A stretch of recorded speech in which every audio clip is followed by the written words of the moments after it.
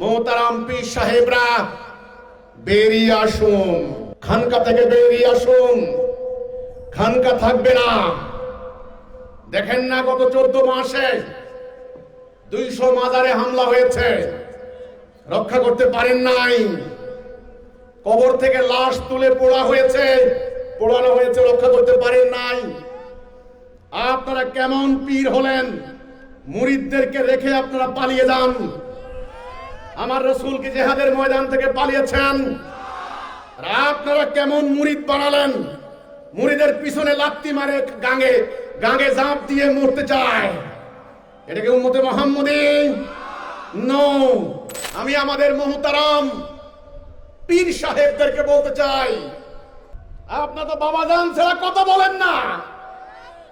পীর বাবারা, গদ্দিন হোসেন পীর, নানান ফেরকার পীর, মারেফতি লাইনের, তরিকত লাইনের নানান পীর মানুষকে বয়াত দিচ্ছেন, জান্নাতের খুশবু শোনাচ্ছেন, নানান ধরনের মাসলা মাসাইল শেখাচ্ছেন, দোয়া কালাম শেখাচ্ছেন।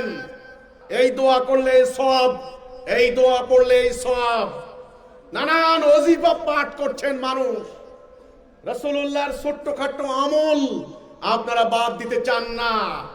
মিসওয়াক ডান দিক থেকে না বাম দিক থেকে হবে, হাদিস খুঁজে খুঁজে সেই আমল করেন।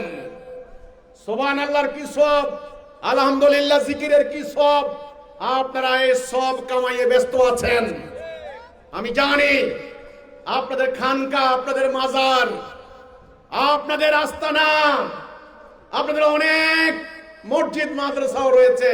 মোহতারাম পীর সাহেবরা, আজকে আমার কথা শুনেন, এবং যারা পীরের মুরিদ এখানে আছেন, এই জনতার মধ্যে আমি জানি পবিত্র কোরআন শুধু শরীয়ত নয়, এখানে মারিফত আছে। আমার দেহ যেমন সত্য, আত্মাও তেমন সত্য। দেহ এবং আত্মা এই দুইয়ের সমন্বয় আমার শরীর। তেমনি শরীয়ত এবং মারিফত এই দুটো নিয়েই ইসলাম। আমার রাসূলকে সাহাবীদেরকে মারিফত শেখান নাই, আধ্যাত্মিকতা শেখান নাই। রাসূলের সাহাবীরা আধ্যাত্মিকতার সবক নিয়ে তারাকে ঘরের দরজা বন্ধ করে আত্মার ঘষা মাজা করে আল্লাহর কর্মী হতে চেষ্টা করেছেন? নো। ইতিহাস কি বলে, হাদিস কি বলে দেখেন। লা ইলাহা ইল্লাল্লাহর পতাকা হাতে নিয়ে তারা রণাঙ্গনে ছুটে গিয়েছেন, শত্রুর আঘাতে জর্জরিত হয়েছেন, শহীদ হয়েছেন। অনেকের পবিত্র দেহ আর বাড়িতে আসে নাই, মরুভূমির বালুর মধ্যে হারিয়ে গিয়েছে। অনেকের মা তাদের সন্তানকে কোরবানি দিয়েছেন, বাবা সন্তানকে কোরবানি দিয়েছেন। রাসূলুল্লাহ ৭৮টি যুদ্ধ করেছেন। সেখানে আপনারা আল্লাহর দেওয়া দ্বীনুল হক বাদ দিয়ে, এই কোরআনের রাষ্ট্র ব্যবস্থা বাদ দিয়ে, কোরআন প্রতিষ্ঠার জিহাদ সংগ্রাম, রাসূলুল্লাহর সারা সংগ্রামী জীবন বাদ দিয়ে আপনারা খানকায় ঢুকে একটা জাল হাদিস আবিষ্কার করলেন। আত্মার বিরুদ্ধে জিহাদ বড় জিহাদ। আর একটা জাল হাদিস আপনারা বলেন আল ইখতিলাফু রহমত, মতভেদ করা নাকি রহমত। অথচ আল্লাহ কোরআনে বললেন আনাকিমুদ্দিন, দিন প্রতিষ্ঠা করো, ফারাক হইও না, মতভেদ করো না। কোন ব্যাপারে মতভেদ উঠলে আল্লাহ রাসূলের দিকে রুজু করে দাও। ফারুদ্দু ইলাল্লাহি ওয়া রাসূলিহি। সেখানে আপনারা আবিষ্কার করলেন নামাজ বেহেশতের চাবি, অথচ তাওহীদ লা ইলাহা ইল্লাল্লাহ মিফতাহুল জান্নাহ, লা ইলাহা ইল্লাল্লাহ জান্নাতের চাবি। এটা ভুলিয়ে দেওয়া হয়েছে। নবী করিম সাল্লাল্লাহু আলাইহি সাল্লামের সারা জীবনের জিহাদকে অস্বীকার করেছে। মোহতারাম পীর সাহেবরা, আপনারা আত্মার ঘষা মাজা করে আল্লাহর সান্নিধ্য পেতে চান, আমি হলফ করে বলতে পারি আল্লাহর সান্নিধ্যের ওই রাস্তা রাসূলুল্লাহ প্রদর্শিত রাস্তা নয়, ওটা হেদায়েতের পথ নয়। জান্নাতের রাস্তা হলো জান মাল দিয়ে লড়াই করে আল্লাহর দ্বীন প্রতিষ্ঠা করার মধ্য দিয়ে মানুষের সমাজে শান্তি কায়েম করা। মানুষ দরজা খুলে ঘুমাবে, একা একটা মেয়ে মানুষ হেঁটে যাবে, কোনো ভয় থাকবে না।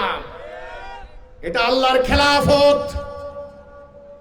আপনারা রাষ্ট্র ব্যবস্থাকে, বিচার ব্যবস্থাকে, রাজনৈতিক ব্যবস্থাকে, সমাজ ব্যবস্থাকে ইবলিসের হাতে ছেড়ে দিয়ে জালেম, অত্যাচারী, দুরাচার, সুদখোর, ঘুষখোর, সন্ত্রাসী, মব সৃষ্টিকারী এদের হাতে রাষ্ট্রকে ছেড়ে দিয়ে আপনারা কিসের আত্মার গোসা মাজায় ব্যস্ত?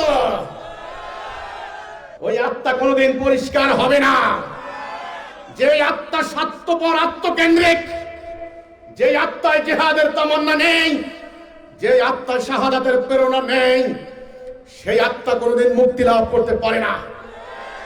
মোহতারাম পীর সাহেবরা, বেরিয়ে আসুন, খানকা থেকে বেরিয়ে আসুন, খানকা থাকবে না।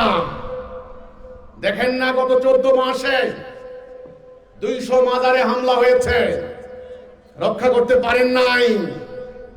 কবর থেকে লাশ তুলে পোড়ানো হয়েছে, রক্ষা করতে পারেন নাই। আপনারা কেমন পীর হলেন? মুরিদদেরকে রেখে আপনারা পালিয়ে যান। আমার রাসূল কি জিহাদের ময়দান থেকে পালিয়েছেন? আপনারা কেমন মুরিদ বানালেন? মুরিদের পিছনে লাত্তি মারে গাঙে ঝাঁপ দিয়ে মরতে চায়। এটা কি উম্মতে মুহাম্মদী? নো, এটা বিকৃত আকীদা, বিকৃত আধ্যাত্মিক চর্চা, বিকৃত মারেফত। রাসূলুল্লাহর মারেফত নয়, আলী কারামুল্লাহর মারেফত নয়, আলী আসাদুল্লাহর মারেফত নয়।